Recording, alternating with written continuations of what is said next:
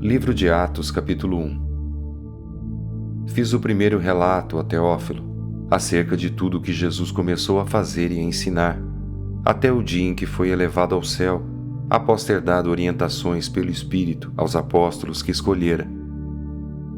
Depois de ter sofrido, apresentou-se vivo também a eles, com muitas provas incontestáveis, aparecendo-lhes por 40 dias e falando das coisas referentes ao reino de Deus. Enquanto participava de uma refeição com eles, ordenou que não se ausentassem de Jerusalém, mas que esperassem a promessa do Pai, a qual, disse ele, de mim ouvistes. Porque na verdade João batizou com água, mas vós sereis batizados com o Espírito Santo dentro de poucos dias.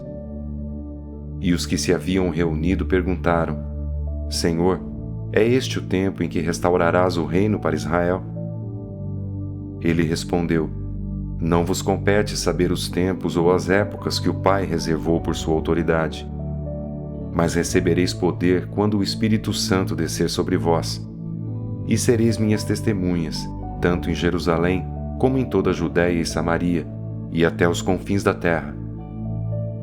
Depois de dizer essas coisas, ele foi levado às alturas enquanto eles olhavam, e uma nuvem o encobriu de seus olhos.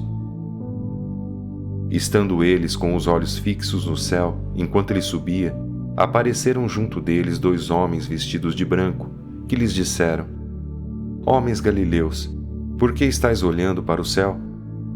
Esse Jesus que dentre vós foi elevado ao céu, virá do mesmo modo como o vistes partir. Então eles voltaram para Jerusalém, vindo do monte chamado das Oliveiras, que fica perto de Jerusalém, à distância da caminhada de um sábado. Quando chegaram à cidade, subiram ao aposento superior, onde estavam Pedro e João, Tiago e André, Filipe e Tomé, Bartolomeu e Mateus, Tiago, filho de Alfeu, Simão o Zelote e Judas, filho de Tiago. E unidos, todos se dedicavam à oração, juntamente com as mulheres, com Maria, mãe de Jesus, e com os irmãos dele. Naqueles dias, estando ali reunidas cerca de 120 pessoas, Pedro levantou-se no meio dos irmãos e disse: Irmãos, devia-se cumprir a Escritura que o Espírito Santo predisse pela boca de Davi acerca de Judas, que foi o guia dos que prenderam Jesus. Pois ele era contado como um de nós e teve parte nesse ministério. Ele adquiriu um campo com o pagamento do seu pecado, e precipitando-se de cabeça, arrebentou-se ao meio, e todas as suas vísceras se derramaram. E todos os habitantes de Jerusalém ficaram sabendo disso, de maneira que na própria língua deles esse campo se chama Alcedama, isto é, campo de sangue. Porque no livro de Salmos está escrito: Fique deserta a sua habitação, e não haja quem nela habite, e outro tome o seu lugar. Assim, é necessário que dentre os homens que conviveram conosco todo o tempo em que o Senhor Jesus andou entre nós, começando desde o batismo de João até o dia em que dentre nós ele foi elevado ao céu, um deles se torne conosco testemunha da sua ressurreição. Então apresentaram 2, José, chamado Barsabás, também chamado Justo, e Matias. E orando disseram: Tu, Senhor, que conheces o coração de todos, mostra qual destes 2 tens escolhido para assumir o lugar neste ministério e apostolado, do qual Judas se desviou, indo para o seu lugar. Então tiraram sortes, e a sorte recaiu sobre Matias. Desse modo, ele se juntou aos 12 apóstolos. Livro de Atos, capítulo 2. O Pentecostes. Ao chegar o dia de Pentecostes, todos estavam reunidos no mesmo lugar.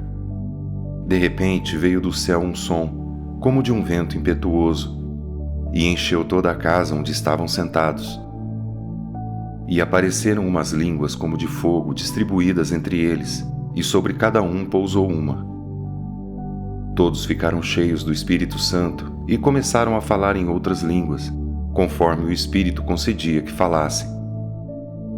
Estavam em Jerusalém judeus piedosos de todas as nações que há debaixo do céu.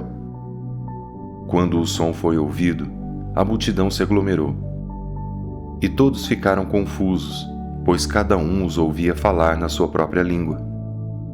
E perplexos e admirados diziam uns aos outros: por acaso esses que estão falando não são todos galileus? Como então cada um de nós os ouve falar em nossa própria língua materna? Partos, medos e elamitas, habitantes da Mesopotâmia, da Judéia e da Capadócia, do Ponto e da Ásia, da Frígia e da Panfilha, do Egito e das regiões da Líbia próximas a Cirene, e romanos aqui residentes, tanto judeus como convertidos ao judaísmo, cretenses e árabes, todos nós os ouvimos falar das grandezas de Deus em nossa própria língua. E perplexos e pasmos, todos diziam uns aos outros: o que isto quer dizer? Mas outros, zombando, diziam: eles estão embriagados com vinho. Então, pondo-se em pé com os 11, Pedro tomou a palavra e disse: homens judeus e todos os que habitais em Jerusalém, que isto fique claro para vós. Escutai as minhas palavras. Estes homens não estão embriagados como pensais, visto que é apenas a 3ª hora do dia. Mas isto é o que havia sido falado pelo profeta Joel. E acontecerá nos últimos dias, diz o Senhor, que derramarei do meu espírito sobre todas as pessoas, e os vossos filhos e as vossas filhas profetizarão. Os vossos jovens terão visões, os vossos velhos terão sonhos, e naqueles dias derramarei do meu espírito sobre os meus servos e sobre as minhas servas, e eles profetizarão. E mostrarei feitos extraordinários em cima no céu, e sinais embaixo na terra, e sangue, fogo e vapor de fumaça. O sol se transformará em trevas e a lua em sangue, antes que venha o grande e glorioso dia do Senhor. E acontecerá que todo aquele que invocar o nome do Senhor será salvo. Homens israelitas, escutai estas palavras. Jesus, o Nazareno, homem aprovado por Deus entre vós com milagres, feitos extraordinários e sinais, que Deus realizou entre vós por meio dele, como bem sabeis. Ele que foi entregue pelo conselho determinado e pela presciência de Deus, vós o matastes, crucificando-o pelas mãos de ímpios. E Deus o ressuscitou, quebrando as algemas da morte, pois não era possível que fosse detido por ela.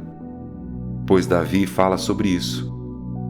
Eu sempre via o Senhor diante de mim, pois está à minha direita, para que eu não seja abalado. Por isso o meu coração se alegrou e a minha língua exultou. E além disso, o meu corpo repousará em esperança, pois não deixarás a minha vida no túmulo, nem permitirás que o teu santo sofra deterioração. Fizeste-me conhecer os caminhos da vida, tu me encherás de alegria na tua presença. Irmãos, concedei-me dizer-vos com clareza que o patriarca Davi morreu e foi sepultado, e o seu túmulo está até hoje entre nós.